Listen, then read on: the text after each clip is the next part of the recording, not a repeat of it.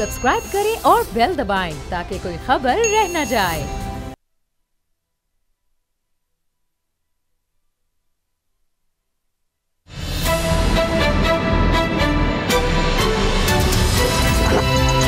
अब पता चला। अब पता चला में आज आप जान सकेंगे, वजीर आला के बदले वजीर आला। पीपल्स पार्टी की हुकूमत को अनोखी ऑफर।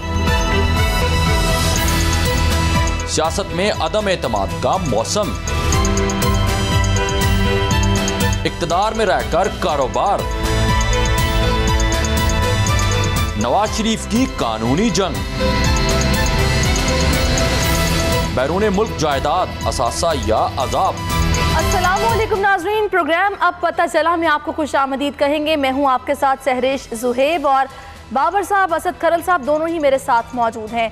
आजकल जो सूरत हाल है सिंध और विफाक में, वक्त के साथ साथ तनाव बढ़ता जा रहा है। धमकियां दी जा रही हैं, एक दूसरे को इल्ज़ाम तराशियां की जा रही हैं, तंज जुमलेबाजी सभी कुछ किया जा रहा है, जिसने इस माहौल को काफ़ी गर्मा दिया है। अब जो ताज़ा सूरत हाल है, जैसा कि आप जानते हैं चीफ जस्टिस साहब ने रिमार्क्स दिए थे गुज़िश्ता रोज़। उनकी जानिब से कहा गया था कि अगर गवर्नर राज लगाने की कोशिश की गई तो 1 मिनट लगेगा गवर्नर राज को उड़ाने में। इस तरह गवर्नर राज की जो अफवाहें थी या बातें थी, गर्दिश में थी, वो तो अब ख़त्म हो गई हैं।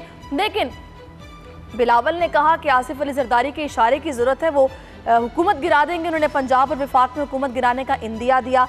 उसके बाद आज हम ये देख रहे हैं कि जैसे कि तहरीक इंसाफ जो सीएम सिंध हैं उनके इस्तीफे के मुतालबे से पीछे नहीं हट रही, तो पीपल्स पार्टी भी मैदान में आ चुकी है। खुलकर उनकी जानिब से मुतालबा किया जा रहा है कि फिर केपी जो वज़ीर आला हैं वो भी इस्तीफ़ा दें। और इसके साथ साथ मुराद अली शाह ने यह भी कहा है कि सिंध हुकूमत को गिराने वाले अहमकों की जन्नत में रहते हैं, पीटीआई अपने अरकान पर ध्यान दे। क्या होने वाला है? और ये जो मुतालबा किया गया है, जो एक नई ऑफर की गई है कि भाई तफ्तीश अगर मुराद अली शाह साहब के खिलाफ हो रही है तो महमूद खान साहब भी तो इस वक्त नैब के चक्कर काट रहे हैं, उनको भी बुलाया जाता है। और उन्होंने पीछे दावा किया क्लीन चिट मिलने का, लेकिन नैब ने वजाहत की बाकायदा कि कोई क्लीन चिट नहीं दी गई, जब जब बुलाएंगे उनको आना पड़ेगा। तो सबसे पहले असद खरल साहब, पीपल्स पार्टी के इस मुतालबे को आप किस तरह देख रहे हैं? जायज़ है? असूली बात कर रहे हैं पीपल्स पार्टी वाले? देखें, जब एक इंक्वायरी के ऊपर आप पीपल्स पार्टी के वज़ीर आला सिंध से इस्तीफ़ा मांगेंगे तो जाहिर बात है, असूली बात है और टिट फॉर टैट की बात है। पीपल्स पार्टी भी मुतालबा करेगी कि अगर हमारा वज़ीर आला इंक्वायरी की बुनियाद पर उसने रिज़ाइन करना है तो आपका वज़ीर आला जो है वो भी नैब की इंक्वायरी फेस कर रहा है, जो महमूद खान साहब है वज़ीर आला केपी के। ये तो बात अब जाहिर बात है, ये एक पॉइंट स्कोरिंग भी है और हर पार्टी जो है एक दूसरे को नीचा दिखाने के लिए चीज़ करती है। लेकिन दूसरी बात जो आपने बात की गवर्नर राज की, वो तो मैं समझता हूँ कि चीफ जस्टिस ऑफ पाकिस्तान के जो कल केस की हेयरिंग थी, फेक अकाउंट्स वाली, मनी लॉन्ड्रिंग वाला जो केस था, उसके बाद से वो गवर्नर राज वाली सारी अफवाहें तो दम तोड़ गई हैं। दूसरी जानब जो बात है पीटीआई की जानब से ये तासर दिया गया था कि सिंध में हम अपनी हुकूमत बना लेंगे, ये भी मैं समझता हूँ कि उस बात में भी कोई वज़न नहीं है, क्योंकि 49 सीटें चाहिए हुकूमत बनाने के लिए और 99 सीटें हैं पीपल्स पार्टी की सिंध में। और इसी तरह बिलावल साहब का जो रिएक्शन था उसके ऊपर कि अगर अब्बू मुझे इशारा देंगे तो मैं फौरी तौर पर वफाकी हुकूमत गिरा दूंगा, वो भी मैं समझता हूँ उस बात में भी कोई वज़न नहीं है। तो ये एक पॉइंट स्कोरिंग की हद तक तो चीज़ें हो सकती हैं, लेकिन मामला ये है कि अब देखना ये है कि ये जो चीज़ें चल रही हैं, जो मेगा मनी लॉन्ड्रिंग का जो ओमनी ग्रुप के मामला फेक अकाउंट्स के चल रहे हैं, दूसरी जानब जो अकाउंटेबिलिटी के हवाले से जो KPK के जो चीफ मिनिस्टर हैं वो केसेस मुख्तलिफ फेस कर रहे हैं, इंक्वायरीज फेस कर रहे हैं। तो अब मामला मोरालिटी की अगर ग्राउंड की बात करेंगे, इक्वलिटी की बात करेंगे, अक्रॉस द बोर्ड अकाउंटेबिलिटी की बात करेंगे, अखलाकियात की बात करेंगे, तो उसके ऊपर तो फिर अगर वज़ीर आला सिंध को जाना है घर तो वज़ीर आला KPK को भी घर जाना चाहिए। और जब तक नैब उनको क्लियर नहीं कर देता, इसी तरह जब तक JIT के बाद जो भी आगे रेफरेंस होने हैं फाइल, नैब इस केस को देखता है मेगा मनी लॉन्ड्रिंग को, या FIA आगे जाके देखती है ट्रायल कोर्ट के अंदर, जब तक वो एक्विट नहीं हो जाते, उनको क्लियर नहीं कर दिया जाता, उस वक्त तक मैं समझता हूँ दोनों वज़रा अल्लाह को कोई हक नहीं है कि वो अपने ओहदे पे रहें, क्योंकि अगर ओहदे पे रहेंगे तो यकीनन इन्फ्लुएंस करेंगे। क्या सिंध गवर्नमेंट चीफ मिनिस्टर के खिलाफ कोई बयान दे सकती है? कि ये रिवायत होनी चाहिए कि जब आपके खिलाफ इंक्वायरी का आगाज़ हो जाए तो आपको अपने ओहदे से पीछे हट जाना चाहिए, आपको स्टेप डाउन करना चाहिए। आपके ख्याल में असूली बात है, जायज़ बात है, आप भी यही राय रखते हैं? और ये तो सूरत हाल है खिंचाव की, आपका क्या ख्याल है, दोनों जमातों को इससे नुकसान होगा, किसको फायदा होगा, किसको नुकसान होगा, क्या समझ रहे हैं आप? सैरी, सबसे पहले तो एक चीज़, ये जो लोग पीपल पार्टी की और सीएम जो है सिंध और आसिफ अली जरदारी, इनको जो डिफेंड कर रहे हैं, ज़रा इन लोगों का भी आप करैक्टर देख लें। मुझे एक बात बताएं, सेनेटर रज़ा रब्बानी, आपको याद होगा जिस दिन मिलिट्री कोर्ट्स का बिल आना था, उस दिन इन्होंने कहा जी ये पाकिस्तान की तारीख का स्याह बाब है, और इनकी आंखों में आंसू आ गए थे, रोते रोते इन्होंने वो उस बिल पे इन्होंने वोट किया था कि जी पार्टी सदर का है, अदरवाइज मैं इसकी शदीद मुखालिफ हूँ।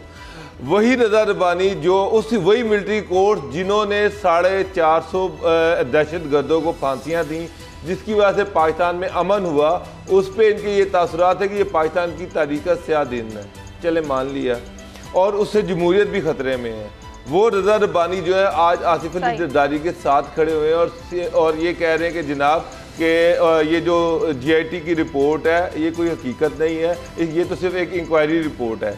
मुझे एक बात बताएं, रज़ा रब्बानी कसम खा के कहते हैं कि आसिफ अली जरदारी ने सिंध में करप्शन नहीं की, आसिफ अली जरदारी ने अरबों रुपया नहीं लुटा। JIT की रिपोर्ट में एक एक डॉट कनेक्टेड है, हर चीज का एविडेंस है, कोई हेर से रिपोर्ट नहीं है, कोई ये नहीं कि इसकी सुनी हुई बात और उसकी सुनी हुई बात, उसमें डॉक्यूमेंट्स, एक मिनट जिन्होंने अपनी सियासत एक तरफ रख दी है, डिफेंड करना है जरदारी साहब। मुझे एक बात बताएं, ये हेर से रिपोर्ट नहीं है, सारे डॉक्यूमेंट्स अटैच है उसके साथ, बड़ी कंप्रीहेंसिव रिपोर्ट है, और उस पे क्या अब जो बच्चों का अरबों रुपया जो लूटा गया, वो पैसा जो सिंध के बच्चों को खुराक जानी थी, मेडिसिन जानी थी, हॉस्पिटल बनने थे, डेवलपमेंट होनी थी, वो सारा पैसा जो है ये खा के और अरबों रुपए इन्होंने मनी लॉन्ड्रिंग की। मुझे बड़ी जबरदस्त रिपोर्ट है JIT की। इस सारी सूरत हाल में क्या जरूरत थी पाकिस्तान तहरीक इंसाफ को कि वो JIT रिपोर्ट आने के फौरी बाद बोलते कि हम तो सिंध में हुकूमत गिरा देंगे और गवर्नर राज की बातें करना शुरू कर दी और जरदारी साहब अंदर चले जाएंगे। इन्हें क्या जरूरत थी कि JIT को इस तरह से सवालात उठ रहे हैं, आप मशकूक बना दिए सारे अमल को, इन्होंने क्यों इन्होंने इस तरह किया? सैरिश, ये पार्टी जो है ये सिर्फ अभी तक कंटेनर पे ही चढ़े हुए हैं, सिर्फ नारे लगा रहे हैं, धमकियां दे रहे हैं, इसके अलावा कुछ नहीं किया इन्होंने। जो अगर किया तो इन्होंने नैब की क्रेडिबिलिटी को खराब किया है। मेरा मतलब काम नैब कर रही है, दावे ये कर रहे हैं, काम सुप्रीम कोर्ट कर रही है और स्टेटमेंट्स ये दे रहे हैं। कभी फवाद चौधरी आ जाते हैं, कभी फैसल बॉबडा आ जाते हैं, कभी वो जो शहजाद अकबर है। मुझे चीफ जस्टिस को जिस बंदे को बुलाना चाहिए था वो शहजाद अकबर था कि भाई तू इधर आ, तेरा इस केस से क्या लेना देना है, तू टीवी चैनल पे बैठ के भाषण देता रहता है। हाल इनका ये है, में मौजूद थे जब ये सारा कुछ कंपाइल किया जा रहा था, JIT रिपोर्ट बन रही थी, आप वहां पर क्या कर रहे थे? असद करल साहब, ये क्रेडिबिलिटी खराब करने की कोशिश की है, आप नहीं समझते पाकिस्तान तहरीक इंसाफ ने, और ये लोग अभी तक अपोजिशन के मोड से बाहर ही नहीं आ रहे, अभी भी उसी मूड में दिखाई दे रहे हैं। देखिए, क्रेडिबिलिटी खराब करने की कोशिश जरूर की है, लेकिन पीपल्स पार्टी को इसका एडवांटेज ये हुआ है कि उन्होंने करप्शन का जो केस है उसको पॉलिटिकली उसको यूज कर रहे हैं। अब मुझे ये बताएं कि पूरी पार्टी जो पीपल्स पार्टी है वो जरदारी साहब के, वो अनवर वजीर साहब जो इसमें फ्रंट मैन है मेन, इसमें मुराद अली शाह साहब का जो किरदार है वो उसको डिफेंड करने के लिए आ गई पार्टी। हालांकि इसमें कोई सियासत की बात नहीं है, इसमें करप्शन की बात है। और एक और बात ईरान कुन कि इसके अंदर आज तक कोई एक डिनाइल नहीं आया, किसी एक फैक्ट के ऊपर किसी पार्टी रहनुमा ने डिनाइल नहीं दिया। फरियाल तालपुर हो, अनवर मजीद हो, जरदारी साहब हो, बिलावल साहब हो, किसी ने ये नहीं कहा कि ये फैक्ट्स गलत हैं। ये जितनी भी चीज़ें हैं वो जिस तरह डॉक्टर साहब ने बताया रिकॉर्ड पे हैं। दूसरी बात ये है कि ये जो मुराद अली शाह साहब, इससे और बड़ा ब्लंडर क्या है कि ओमनी ग्रुप को जो सब्सिडी दी गई, जो सिख यूनिट को बहाली के लिए 4 अरब तकरीबन सब्सिडी दी गई, उसमें 3.2 बिलियन रुपीस जो है वो ओमनी ग्रुप की 3 यूनिट्स को दी गई, जिसमें न्यू थट्टा शुगर मिल है, 2 और मिले हैं, उनको दी गई। और उन्होंने कर्जे जो बैंकों से लिए, आज भी वो कर्जे उसी तरह उनके ऊपर वाजिब अदा है, वो बहाल तो नहीं हुए। और वहाँ से पैसा तकरीबन 1.5 अरब रुपया वो फेक अकाउंट्स के अंदर चला गया। तो 2017 में बिल आता है और 2015 की वारदाती शुरू हो जाती है बिल आने से पहले ही। और बिल में एक शिक डाल देते हैं मुराद अली शाह साहब जो वज़ीर खजाना के तौर पर कि ये 2015 से एप्लीकेबल होगा। अब मामला ये है कि हर मामले के अंदर, वही बात है ना, हर मामले के अंदर ये सारी करप्शन की एक दास्तान है और अब उसको सियासी मामला बना दिया गया है। तभी तो पूरी कैबिनेट के नाम आए JIT रिपोर्ट में। बिल्कुल आप ठीक कह रहे हैं, लेकिन अब बात यह है कि ये भाई अब मैदान में तो खुलकर आ गए एक दूसरे के खिलाफ। आज मौला बख्श चांडियों ने बोला आके कि भाई कोई इस्लामाबाद की इंक्रोचमेंट है जो कि आप गिरा देंगे सिंध हुकूमत। इसके साथ उन्होंने बोला है कि अगर आप हमारी हुकूमत को कुछ करेंगे तो फिर अपनी भी खैर मनाएं, पूरी तैयारी के साथ आएँ। और फवाद चौधरी को उधार लिया हुआ वजीर उन्होंने करार दे दिया है। मुझे ये बताएं बाबर डोगर साहब, ना तो पीपल्स पार्टी विफाक में हुकूमत गिरा सकती है, ना ही पीटीआई अभी इस पोजीशन में है कि वो सिंध में हुकूमत गिरा दे। नंबर्स इनके पास पूरे नहीं है। किस बुनियाद पर ये एक दूसरे को धमकियां लगा रहे हैं कि अगर आपने कुछ किया तो अपनी भी खैर मनाएं? सहरिश, पाकिस्तान के कॉन्स्टिट्यूशन का आर्टिकल 63A पढ़ लें, हर चीज़ आपको क्लियर हो जाएगी। पीटीआई किसी सूरत में अगर फॉरवर्ड ब्लॉक बनता है, इवन तब भी पीपल्स पार्टी की गवर्नमेंट नहीं गिरा सकती। 63A में बड़ा क्लियरली लिखा हुआ है कि अगर पार्टी हेड की मर्जी के बगैर कोई मेंबर किसी दूसरी पार्टी के बंदे को सीएम का वोट डालता है, वो डिस्क्वालीफाई हो जाएगा। चाहे ये 50 बंदे भी तोड़ लें, चाहे ये पीटीआई के पीपल्स पार्टी के 98 बंदे भी तोड़ लें, ये फिर भी वापस गवर्नमेंट नहीं बना सकते। ये दोबारा इलेक्शन होंगे या गवर्नर रूल आ सकता है। नहीं तो फिर कौन से, कोई खबर आपके पास है अंदर की कौन से एमपीएस हैं जो कि मैसेजेस कर रहे हैं या राब्ते में? फवाद साहब ने भी उस दिन कहा है कि भी मैसेजेस आ रहे हैं एमपीएस के कि भी इन्होंने महलात बनाए हैं, जहाज खरीदे हैं, हमारी जान छुड़ाओ इनसे।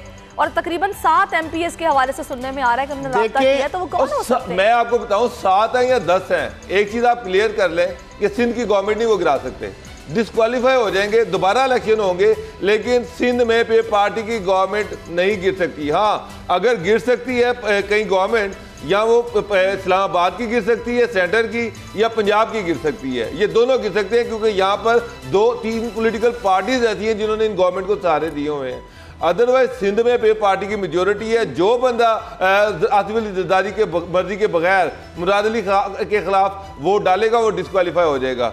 तो मुझे तो सिंध में कोई चेंज नजर नहीं आ रही, ना ही मुझे कोई केपी में नजर आ रही। हाँ, इन मिनिस्टर्स के ब्लंडर्स की वजह से वो इशू जो अदालती इशू था वो अब एक पॉलिटिकल इशू बन गया है। फिर पार्टी को इन्होंने खुद इस पोजीशन पे ले आए कि वो अब इनके सीएम का मामला कंट्रोवर्शियल हो जाए, इसीलिए वो अभी तक ये बोल रहे हैं कि हम जीआईटी को संजीदगी से नहीं लेते हैं, हालांकि उन्हें लेना चाहिए, फैक्ट्स है उसमें। और मजे की बात वही जो अभी आपने कही है, बहुत ये मजे की बात है कि जितने भी पीपल्स पार्टी के सीनियर रहनुमा हैं वो डिफेंड इस तरह करते हैं कि भाई जीआईटी झूठ का पलंदा है, झूठ झूठ सफेद झूठ।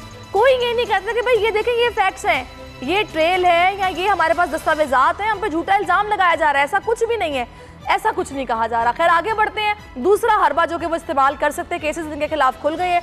और जब से हुकूमत बनी, आहिस्ता आहिस्ता जब मामलात ख़राब होना शुरू हुए हैं तो इनके पास जो सबसे पहला हथियार था चेयरमैन सेनेट को तब्दील करने की जो बातें शुरू हो गई थी। अब ये कहा जा रहा है कि भाई सियासत में अदम एतमाद का मौसम दिखाई दे रहा है। पहले राना सनाउल्लाह ने कहा हम वज़ीर आज़म के खिलाफ अदम एतमाद की तहरीक लेकर आएंगे और हुकूमत ये वाली गिरा देंगे, अपनी हुकूमत बनाएंगे।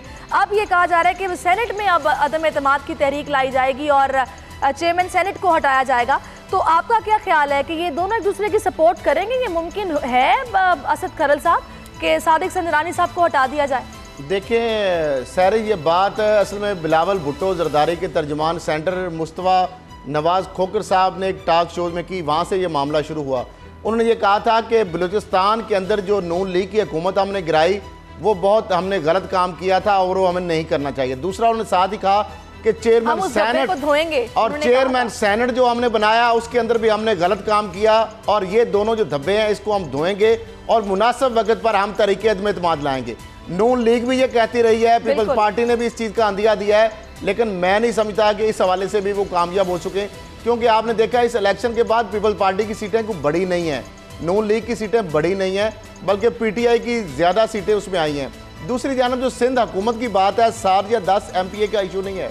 63A की जो बाबर डोगर साहब ने बात की उसके अंदर एक चीज़ है कि अगर मोर देन 50% एक पार्टी के वोट अगर एक साइड पर चले जाएँ तो देन वो फॉरवर्ड ब्लॉक वाला जो फार्मूला है वो डिस्क्वालिफिकेशन को उसमें डॉक्टर साहब लागू नहीं होता।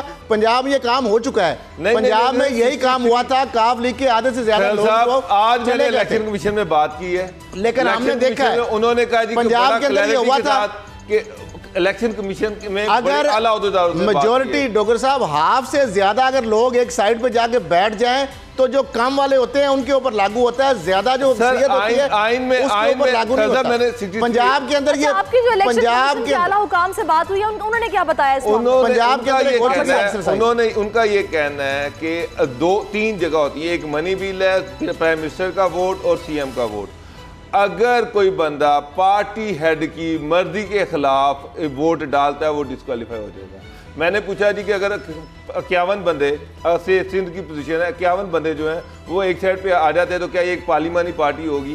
उन्होंने कहा अगर 97 लोग भी पार्टी हेड की मर्जी के खिलाफ वोट डालेंगे वो डिस्क्वालीफाई हो जाएगा। तो पंजाब में फिर क्या हुआ सर? उन्होंने कई वोट डाले नहीं, मुझे बताएं कि पंजाब में कहां पर उन्होंने सीएम को वोट डाला? लेके सारे बंदे एक साइड नहीं, वोट नहीं डाला खैर साहब, सीएम को हटाने के लिए उसके खिलाफ नो कॉन्फिडेंस लेके आएंगे, उसमें वोट डालेंगे। मुझे पंजाब में कोई एक ऐसा वाकया हुआ ना उन्होंने मनी बिल में वोट डाला ना उन्होंने सीएम पे कोई वोट डाला है। वो एक फॉरवर्ड ब्लॉक था, फॉरवर्ड ब्लॉक बना ले चाहे वो 10 साल बैठा रहे, लेकिन जहाँ पे सीएम को रिमूव करना उसके लिए तो आपको नो कॉन्फिडेंस लानी पड़ेगी, उसके लिए वोट डालना पड़ेगा। वोट डालेंगे डिस्क्वालीफाई हो जाएंगे। तो मुझे तो अच्छा, अब मुझे ये बताएं कि अब जो सूरत हाल है, क्या नून लीग मुकम्मल तौर पर पीपल्स पार्टी का साथ देगी? और अगर ये लोग आपस में अब राब्ते होना शुरू हो गए हैं तहरीक अदम एतमाद लाने के लिए, तो क्या ख्याल है आपका इस सूरत हाल में पाकिस्तान तहरीक इंसाफ क्या कर सकती है, क्या करना चाहिए इन लोगों को? सैरिश, मैं आपको आज एक चीज क्लियरली बता दूं, नून लीग कभी भी पीपल्स पार्टी का साथ नहीं देगी। मैं आपको फिर कह रहा हूं, चाहे वो चेयरमैन सेनेट को हटाने की बात हो, चाहे वो नेशनल असेंबली में नो कॉन्फिडेंस मूव लाने की बात हो, कुछ कर लें, नून लीग इनके साथ नहीं खड़ी हुई। नून लीग अपना एनआरओ ढूंढ रही है, अपनी डील ढूंढ रही है और उनकी डील के बहुत सारे मामला तय पा चुके हैं। सिर्फ वो स्टेटमेंट्स देते रहेंगे, राना सना साहब भी देंगे, बाकी भी देंगे, लेकिन किसी एक इशू पे इस हवाले से नून लीग पे पार्टी के साथ नहीं खड़ी होगी। ये आप मुझसे लिखवा लें, चेयरमैन सेनेट चेंज नहीं होने वाला। तो फिर तो बंदे ही नहीं पूरे हो पाएंगे, और जो एतमाद लाने का सवाल ही नहीं पैदा होता। और ये जो कह रहे हैं ना कि बिलावल साहब के मेरे अब्बू जी इजाजत दे तो मैं सुबह चेंज कर दूंगा, अब्बू जी को पता है कि नेशनल असेंबली में नंबर गेम पूरा नहीं है और नून लीग साथ भी नहीं दे रही, इसलिए अब्बू जी कभी भी नहीं कहेंगे कि बेटा जाके असेंबली चेंज कर दे। इतना होनहार बेटा नहीं है कि वो नून लीग को मिला के और असेंबली सुबह एमक्यूएम और सारी तोड़ के जाके। मुझे एक बात बताएं असद खरल साहब, जिस वक्त सादिक संजरानी साहब को लाया गया था उस वक्त तो बातें ऐसी हो रही थी कि बलूचिस्तान की एहसास महरूमी दूर करनी है, बलूचिस्तान जैसा सूबा उसे मेन स्ट्रीम में लेके आना है, जिसके लिए हम ये चेयरमैन सेनेट जो है सादिक संजरानी साहब को लेके आ रहे हैं बलूचिस्तान से। पीपल्स पार्टी ने इनका साथ दिया, इन्होंने पीपल्स पार्टी का साथ दिया। हॉर्स ट्रेडिंग की बातें हालांकि उस वक्त हो रही थी कि वहाँ पे वोट खरीदे जा रहे हैं पीपल्स पार्टी ने, से पहले जब हुकूमत वहाँ पर तख्ता उल्टाया है नून लीग की हुकूमत का। तो ये आजकल तो फिर जो पीटीआई है वो भी वही काम कर रही है, सिंध में फिर वही है ना, शिकायत पीपल्स पार्टी को भी उनसे। देखिए सैरिश, मेरा फिर मैं बात कह रहा हूँ कि ये ऐसी चीज़ें हैं जो कि दावे हैं जिसका हकीकत से दूर दूर का तल्लक भी नहीं है। सिंध की हुकूमत की तब्दीली की बात हो, चेयरमैन सेनेट के खिलाफ अदम एतमाद की बात हो, ये हकीकत से बिल्कुल भी जिस तरह डोगर साहब ने बात की है, ये अपने मफादात के लिए। देखिए नून लीग तो क्राइसिस फेस कर रही है, उनकी लीडरशिप तो अंदर बैठी हुई है, पीपल्स पार्टी की अब बारी आ रही है। नून लीग ये कहती है जब हमें कौमी असेंबली में इन्होंने हमारी सपोर्ट नहीं की, तो सेनेट के अंदर हमारी सपोर्ट नहीं की, तो अब हम इनकी सपोर्ट क्यों करें? में लाना, एहसास महरूमी दूर करना, ये सिर्फ सियासी दावे या नारे हैं, इसके अलावा कुछ भी नहीं है। सियासत होती ही मफाद पर है। अब आप देखें ना, सलीम मांडीवाला को पीटीआई ने वोट दिया। देखिए मामला ये है कि एहसास महरूमी दूर अगर करना है तो वो सादिक संजरानी साहब का काम है ना। अब क्या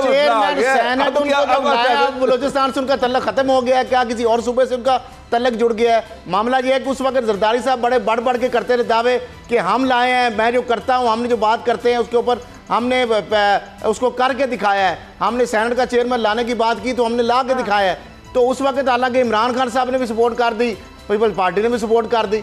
अब क्या हो गया ऐसा कि जरदारी साहब को चेयरमैन सेनेट के खिलाफ मसला सिर्फ ये है कि वो एक ब्लैकमेलिंग है, एक पॉइंट स्कोरिंग है, एक धमकियां की बात है। खुल के बात करते हैं आके, खुल के बात कर ले। साहब आपकी बात में आगे से ब्रेक ले लेते हैं, ब्रेक के बाद वापस आते हैं।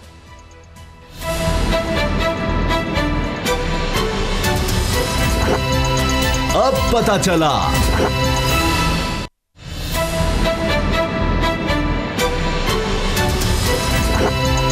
अब पता चला वेलकम बैक नाजरीन। और एक और अहम मामला जिस पर मैं बात करना चाहूँगी, लेकिन उससे पहले बाबर साहब आप कुछ कहना चाह रहे थे इस सारी सूरत हाल पर, जिससे पहले हम डिस्कस कर रहे थे वोट ऑफ नो कॉन्फिडेंस जो कि सेनेट के चेयरमैन के हवाले से लाने की बातें हो रही हैं, क्या कहना चाह रहे थे आप? सहरिश जरदारी साहब जो हैं ये जो बार बार टारगेट करते हैं, जो कहते हैं कि ये तुम 3 साल के लिए आए हो, तुमने चले जाना है, हमने हमेशा के लिए रहना है। फिर ये कहते हो कि इस्लामाबाद में जो बैठे हुए हैं, जो अंधे हैं, गूंगे और बहरे हैं, जो मुझे समझ नहीं रहे, ये उन्हीं को हिट करना चाह रहे हैं। इनका ख्याल था कि ये वो जो लोग हैं, इन्होंने जब चेयरमैन सेनेट उनकी सपोर्ट से बने हैं और अब उनको ये हटा के उन पे प्रेशर डालना चाह रहे हैं कि उनको चूँकि हाथ डाला गया उनकी करप्शन पे, तो हाथ वापस लो, नहीं तो मैं चेयरमैन सेनेट जो है उसको हटा दूंगा। बात साफ है कि ये एस्टेब्लिशमेंट को टारगेट करना चाह रहे हैं, लेकिन नून लीग इस इशू पे इनको किसी सूरत में सपोर्ट करने वाली नहीं है। अब आप देखें, शहबाज शरीफ के खिलाफ जितने भी केसेस थे वो सारे रुक गए हैं। कहाँ गई 56 कंपनियां, कहाँ गया साफ पानी, कहाँ गया आशियाना इकबाल, कहाँ गया मॉडल टाउन, सारी चीज़ें एक साइड पे चली गई हैं।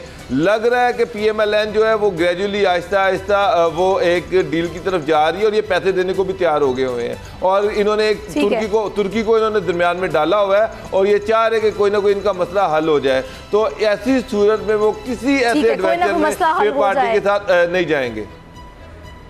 लेकिन बार बार हुकूमत की तरफ से भी जवाब मिल चुका है कि किसी भी किस्म की ना तो डील होगी, ना कोई NRO दिया जाएगा। फिर ये कहते हैं कि भाई कौन मांग रहा है NRO, किसने NRO की बात की है। एक और बहुत अहम मामला है, दूसरों को नसीहत खुद मियाँ फसीयत वाली बात है। मैं आपको यहाँ पर असद साहब ये बताना चाहूँगी कि इक़्तिदार और कारोबार ये दोनों चीज़ें साथ साथ चल रही हैं और पाकिस्तान तहरीक इंसाफ का एक और यूटर्न जिसकी बातें हो रही हैं। अब्दुल रज़ाक दाऊद साहब जो कि मुशीर हैं वज़ीर आज़म के सनअत व तिजारत के, उनके बेटे की कंपनी है, उनका बेटा चेयरमैन है डेस्कॉन कंपनी का, और मोहम्मद डैम के लिए उस कंपनी को ठेका दे दिया गया है। ये लोग तो कहते थे, जब इमरान खान साहब नवाज शरीफ साहब पर इल्ज़ाम लगाते थे कि भाई ये लोग इक़्तिदार में रहते और अपने कारोबार को चमकाते हैं, ठेके ये लोग अपनों को देते हैं या फिर इनकी अपनी कंपनीज होती हैं, अपनों को नवाजते हैं। अब ये क्या सूरत हाल है? उनके मुशीर हैं अब्दुल रज़ाक दाऊद साहब, उन्होंने डेस्कॉन कंपनी उनकी अपनी है और मोहम्मद डैम का ठेका उन्होंने हासिल कर लिया है। तो आपकी इस पर राय क्या है? अगर तो बिडिंग साफ और शफाफ हुई है, ट्रांसपेरेंसी के साथ हुई है, तो क्या इसमें कोई मुज़ायका नहीं है या फिर गलत किया गया है, नहीं मिलना चाहिए था, या कुछ आपको गलत नज़र आ रहा है इसमें? देखिए, जो इनकी कंपनी डेस्कॉन है उसके वो चेयरमैन थे, लेकिन जब वो मशीर बने उन्होंने जिस तरह हमेशा होता है वो जी उन्होंने अपने बेटे को तैमूर दाऊद जो है उसको बना दिया उसका, और वो खुद वहाँ से हट गए। दूसरी जानब चाइना गजुबा एक कंपनी है, उनके साथ मिलकर 309 अरब रुपए का ये ठेका है मोहम्मद डैम का। लेकिन बात यह है कि पहले नून लीग के अगर दौर में देखे जाए तो मोहम्मद हुसैन दाऊद जो है RLNG के हवाले से टर्मिनल का ठेका उनको दिया गया, उनके ऊपर नवाज़ियात की बारिश हुई। अब PTI की हुकूमत आई तो अब्दुल रज़ाक दाऊद साहब जो मशीर है इमरान खान साहब वज़ीर आज़म के, अब उनकी कंपनी जो है उनके बेटे की कंपनी है, उनकी ज़ाहिर बात है एक ही चीज़ है, तो उनको ठेका दे दिया गया है। तो कन्फ्लिक्ट ऑफ इंटरेस्ट तो है, लेकिन देखना ये है कि क्या इसमें ट्रांसपेरेंसी इंश्योर हुई है, क्या एक सिंगल सोर्स बिडिंग है या प्रॉपर एक ट्रांसपेरेंट प्रोसेस एक अडॉप्ट किया गया है, जिस तरह कॉम्पिटिटिव बिडिंग होती है जो एक प्रॉपर प्रोसीजर होता है। दूसरी जानब आप देखें कि 2003 में इसी मोहम्मद डैम की लागत 1 अरब डॉलर थी, अब बढ़ के 3 अरब डॉलर से ज़्यादा हो गई है। 800 मेगावाट बिजली बनाने की उस डैम से सलाहियत है, 2003 में हम बना लेते अगर तो सिर्फ 100 अरब से भी कम उस पर लागत आनी थी। अब उसके साथ साथ आप देखें कि 3 लाख क्यूसेक पानी का जो है ज़ख़ीरा वो कर सकता है। तो अब उसमें 15 साल गुजर गए और वो भी किसी हुकूमत ने काम नहीं किया। ये chief justice of Pakistan justice Saqib Nisar साहब की एफर्ट से ये सेंसिटाइज हुआ मामला और बिल आकर हुकूमत ने जाके, लेकिन फिर इसके प्रायोरिटी देखे कि प्राइम मिनिस्टर साहब जो है इसकी जो तकरीब थी वहाँ पे वो नहीं जा सके, मनसूख हो गई है। अभी तक उसके लिए ज़मीनों की एक्वायर नहीं हो सकी। आज उसका 3 अरब डॉलर लागत का तखमीना है। मैं समझता हूँ कि अगर इसको फौरी तौर पर शुरू ना किया गया, जिस तरह कहा तो है चेयरमैन वापडा ने कि मशीनरी आ गई, अगर ना तो एस्केलेशन चार्जेस इतने बढ़ते जाएंगे, 2-4 साल बाद हम इसी के ऊपर बात कर रहे होंगे कि ये मनसूबा 3 अरब डॉलर से बढ़कर 6 अरब डॉलर को हो जाएगा। और हमेशा ये ऐसी चीजें होंगी, एस्केलेशन चार्जेस बढ़ते जाएंगे और फिर शॉर्टफॉल भी हमारा बिजली का रहेगा। शुरू किया जाता है, लागत कुछ और होती है, ताखीर, उसके बाद उसकी लागत ही बढ़ जाती है, फिर वो हो ही नहीं पाता मुकम्मल।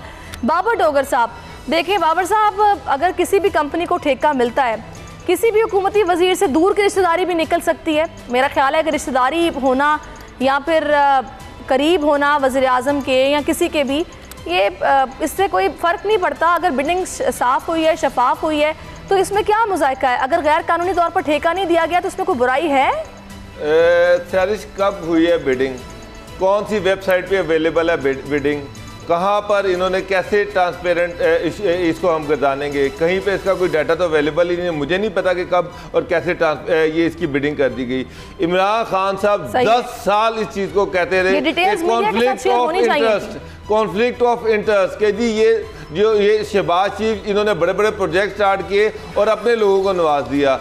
सिंध में जो JIT बनी है और ये जो चीज़ें सामने आ रही हैं वो क्या है? वो भी यही है कि जरदारी साहब शुगर मिले ले लें, ज़मीन की ले लें, बिल्डिंग ले लें, स्कूल ले लें, कॉलेज ले लें, जो कुछ खरीदते रहे हैं वो सारे अपने फ्रंट मैनों के थ्रू खरीदते रहे हैं। मैं ये नहीं कह रहा कि ये फ्रंट मैन है इमरान खान के या इमरान खान डिसऑनेस्ट हैं, लेकिन इमरान खान साहब को लोगों को बताना चाहिए था कि ये उनका मशीर है, ये उसका बेटा है। ये इस डैम का $3 बिलियन छोटी रकम नहीं है, बहुत बड़ी रकम है। उसको हम बिडिंग दे रहे हैं तो उसकी जो ये बिडिंग का जो प्रोसेस है वो इस वेबसाइट पे अवेलेबल है। ये जो बिडर थे, हाईएस्ट बिडर कौन था, लोएस्ट बिडर कौन है, जब तक ये सारी डिटेल सामने नहीं आएंगी उस वक्त तक PTI की गवर्नमेंट पे उंगलियां उठती रहेंगी। तो खान साहब मगर मैं हमेशा इस चीज़ को इतराज़ करता हूँ कि शहबाज शरीफ साहब आपने मेट्रोज बना दी, उसके बिल्डिंग प्रोसीजर्स कहाँ पर हैं?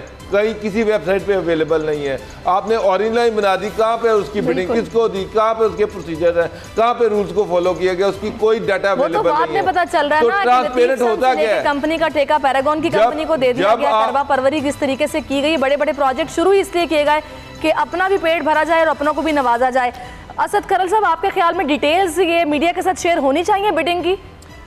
बिल्कुल, इंटरनेशनल बिडिंग जो है प्रॉपर एक प्रोसेस, इसके लिए बड़े बड़े इश्तहार आने चाहिए। तमाम कंपनी जो पार्टिसिपेट करती, वही बात है पेपरा, और बात जब करते हैं पेपरा रूल्स की, उस बाकी जो रूल्स हैं, इमरान खान साहब जिस ट्रांसपेरेंसी की खुद बात करते हैं, अगर आज उनका एक मशीर उसकी कंपनी को ठेका दिया जाता है तो उसके लिए पूरा फेयर एक प्रोसेस, जब तक आवाम को इस पर आगाह नहीं किया जाता, जब तक तमाम प्रोसीजर जो है वो पब्लिक नहीं किया जाता, उस वक्त तक हमारे डाउट्स यहाँ पे रहेंगे, हम सवाल उठाते रहेंगे। क्योंकि ये 309 अरब का मामला नहीं, मैं फिर कह रहा हूँ, मैं आज कह रहा हूँ, ये लिख लें, ये मामला 500 अरब से क्रॉस करेगा, और इसलिए क्रॉस करेगा क्योंकि वो उनके मशीर हैं। 5 अरब डॉलर बन जाएगा। तो अब मामला ये है कि इसलिए आपने पहले देखा कि टर्मिनल जो है 30 मिलियन से बढ़कर $130 मिलियन बन गया था, क्योंकि हुसैन दाऊद साहब जो है वो ब्लू आउट थे नून लीग की हुकूमत के। अब चूंकि वो मशीर हैं PTI की हुकूमत के और उनकी कंपनी को ठेका मिल गया है और एक चाइनी कंपनी साथ है, तो मुझे इस चीज़ के ऊपर डर है, खदशा है कि अगर ये एस्केलेशन चार्जेस के बढ़े, इसका मामला 309 अरब से 500-600 अरब तक गया, तो फिर इसमें यकीनन इमरान खान साहब की गवर्नमेंट के ऊपर, इमरान खान साहब के ऊपर, वो अगर डिसऑनेस्ट नहीं है बेशक, लेकिन कन्फ्लिक्ट उस पर आएगा। उनका मशीर अगर उसकी कंपनी ये ठेका लेके याद है बाबर साहब, जब इससे पहले ये CPAC का मामला खुला था और ये तहफ़्फ़ुज़ात का इजहार PTI कर रही थी कि भाई डिटेल्स अवाम के साथ शेयर की जाएं कि क्या मुआहदे हो रहे हैं, किस तरह के मुआहदे हैं, कहीं पर कोई कॉम्प्रोमाइज़ तो नहीं किया जा रहा। उस वक्त ये अब्दुल रज़ाक दाऊद साहब की तरफ शिकवा सामने आया था, इनकी तरफ से कहा गया था कि भाई हम लोगों को ठेके नहीं मिल रहे, इनके अपने कारोबारी मरासिम हैं चीन में कंपनीज़ के साथ, तो ये लोग ठेके तमाम उनको दे रहे हैं, हम लोग बिडिंग होती है वैसे बैठे रह जाते हैं, ठेका वो कंपनीज ले जाती हैं। तो अब तो ये हुकूमत में है, तो अब वाकई ये डिटेल्स शेयर होनी चाहिए, वरना तो लोग समझेंगे कि हुकूमत का फ़ायदा उठाते हुए अपने बेटे को उन्होंने ठेका दिलवा दिया। और जब ये आए थे उस वक्त CPAC के जितने भी प्रोजेक्ट थे उस पर इन्होंने इतराज़ भी उठाया था। आपको याद होगा कि उसी को बार बार कहा जाता है कि जी PTI गवर्नमेंट जो है CPAC की मुखालिफ है, क्योंकि उस पर रज़ाक दाऊद साहब जो है इनका एक स्टेटमेंट आया था CPAC के हवाले से। दूसरा सैरिश, मुझे एक बात बताएं, जहांगीर तीन के बेटे हैं वो 1 अरब रुपए की क्रिकेट टीम खरीद लेते हैं PCB से। जहांगीर तीन जो है उन पर ये इल्ज़ाम आता है कि उन्होंने करोड़ों अरबों रुपए की कानें खरीदी KPK में, और अलीम खां पे इल्ज़ाम आता है कि उन्होंने KPK में कानें खरीदी। तो खान साहब की गवर्नमेंट पे एलिगेशंस चल रहे हैं इस तरह के, और अगर ये चीज़ें चलती रही तो मैं आपको एक बात बता दूं, JIT इन पे भी कल एक बन जाएगी। आपका ये ख्याल है कि इन लोगों के भी जो असासे हैं उनकी छानबीन होनी चाहिए? बिल्कुल होनी चाहिए। कि भाई इतना पैसा कहाँ से आ रहा है, काने खरीद रहे हैं या कहीं पे PSL की टीम्स खरीदी जा रही हैं, चक्कर क्या है? क्योंकि मेरा नहीं ख्याल कि इतनी आसानी से इतना पैसा कमाया जा सकता है।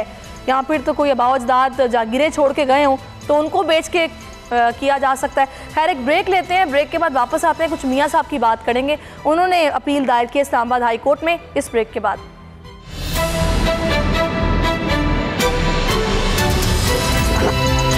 अब पता चला।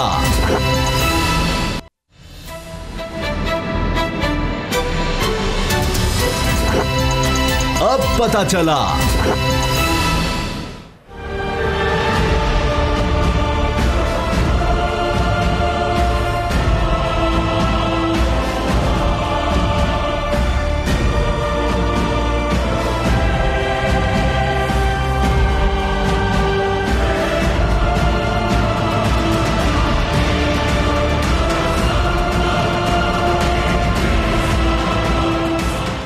वेलकम बैक नाजरीन।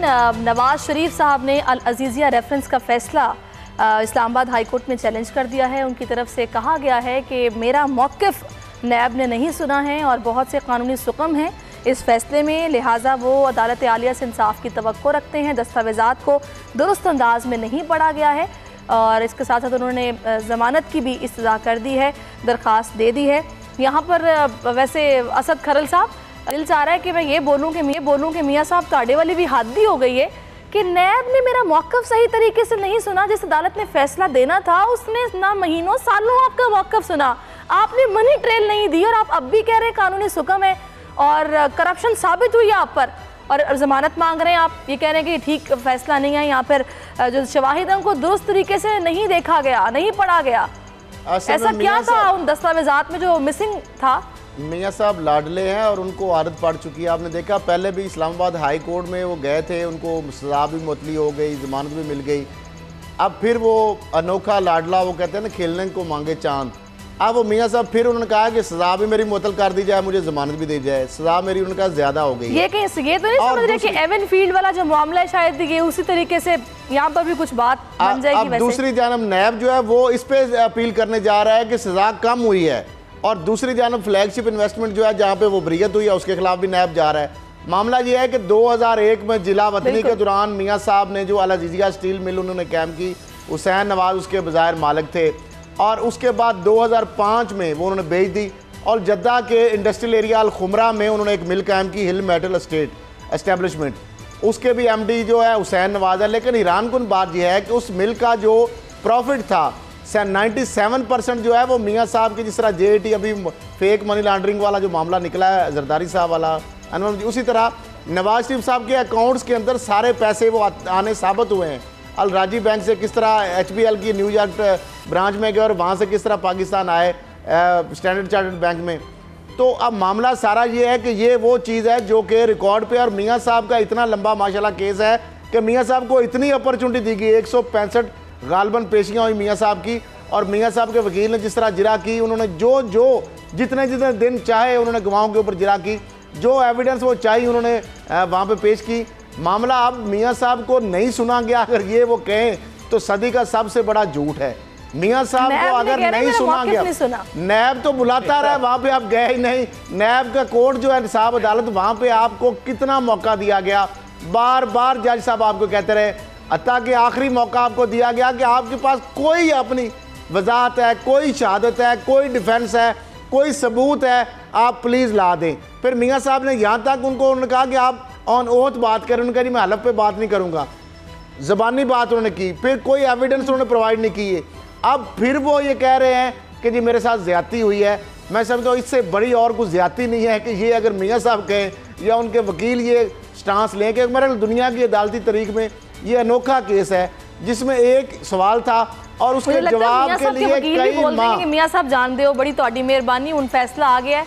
बहुत सारे वकील तो आपने देखा मियाँ साहब के बहुत सारे वकील भाग गए थे केस में। आपने देखा सलमान असलम भट्ट साहब, अकरम शेख साहब, सलमान राजा साहब, फिर ख्वाजा हारिस साहब रह गए। बहुत सारे वकील जो मियां साहब के वो इस केस से निकल गए थे। मखदूम साहब भी हिम्मत की दाद देनी पड़ेगी, जिस तरह के दलाइल महीनों लटकाते रहे हैं, इन्होंने कोई ताखिरी हरबा नहीं छोड़ा। बाबर साहब मुझे बताएं, मनी ट्रेल और किस तरीके से मांगी जाती इनसे, कितना वक्त इन्हें और चाहिए था, ये किस बेस पर बोल रहे हैं कि मेरी सजा को मुअत्तल किया जाए, या फिर मैं अभी भी कह रहे हैं कि मैं इंसाफ की तवक्को है मुझे अदालत आलिया से?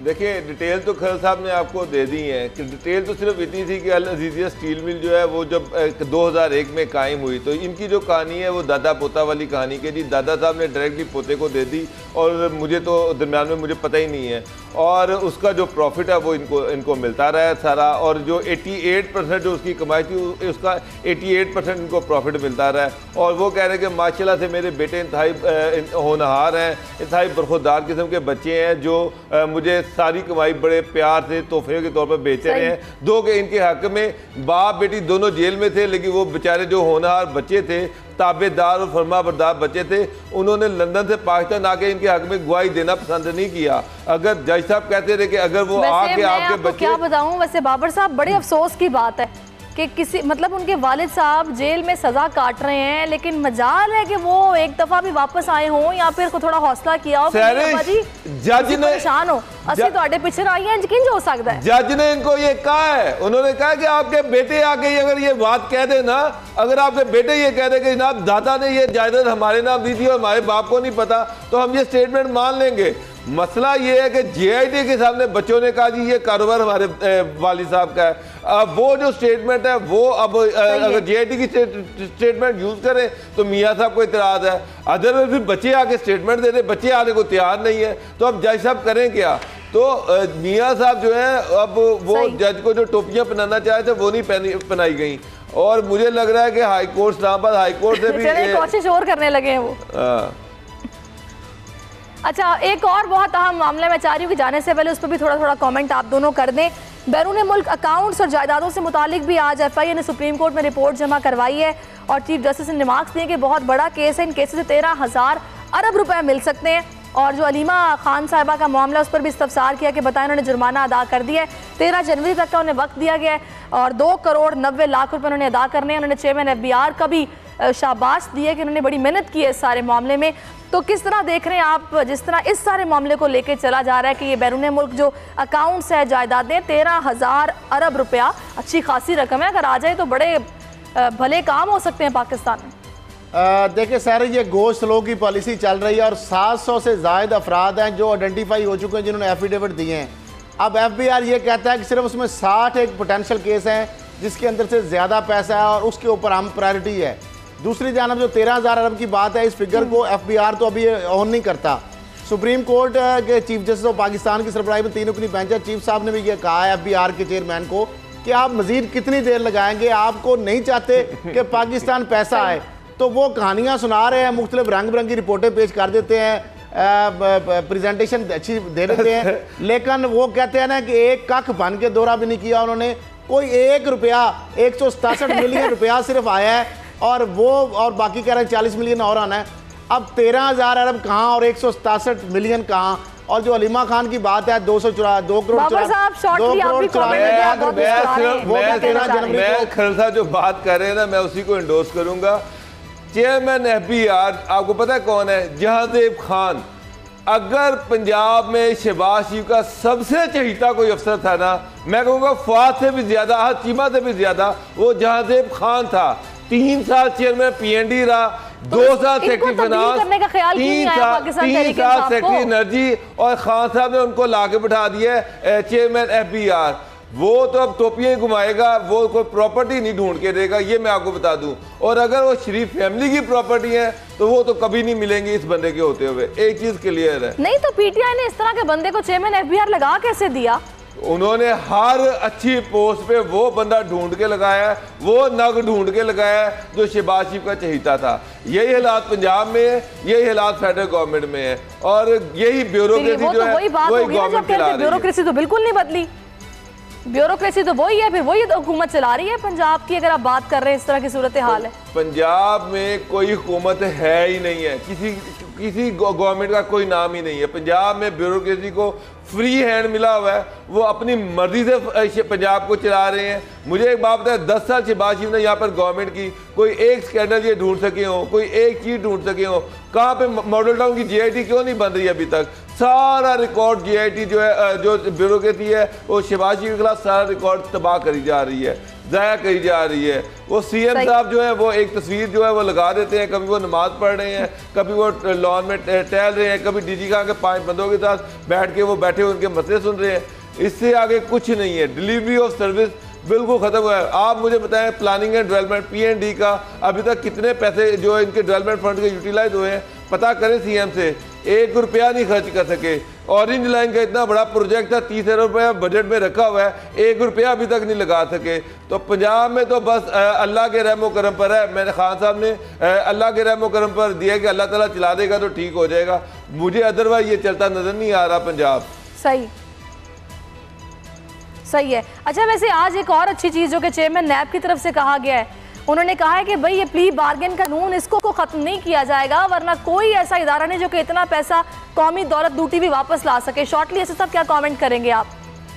प्ली बार्गेन का कानून ख़त्म नहीं हो रहा। VR के ऊपर सुप्रीम कोर्ट ने रिस्ट्रेन किया हुआ है। अब वो किसी टाइम भी उसके ऊपर जो बार है वो ख़त्म हो सकती है, लेकिन उस प्ली बार्गेन के साथ जो VR है उसको वॉलंटरी रिटर्न को सरकारी अफसरों के साथ जो रज़ाकाराना रिकवरी और नौकरी भी कर रहे थे, अब ये मामला नहीं चलेगा। आप अगर VR भी वो करेंगे, लेकिन वो सरकारी जो अहदेदार है, पब्लिक ऑफिस होल्डर है, वो अपने अहदे पे नहीं रह सकेगा। लेकिन VR और PB का जो कानून है प्ली बार्गेन का, ये ख़त्म नहीं होगा। और 90 दिन का रिमांड जो है उस पर भी चेयरमैन नैब जो है उन्होंने रिएक्शन दिया है। खत्म नहीं होगा, आज चेयरमैन नैब ने भी वाज़ेह तौर पर कह दिया है।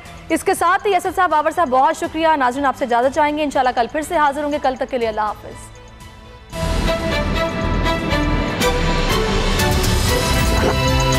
अब पता चला। सब्सक्राइब करें और बेल दबाएं ताकि कोई खबर रह न जाए।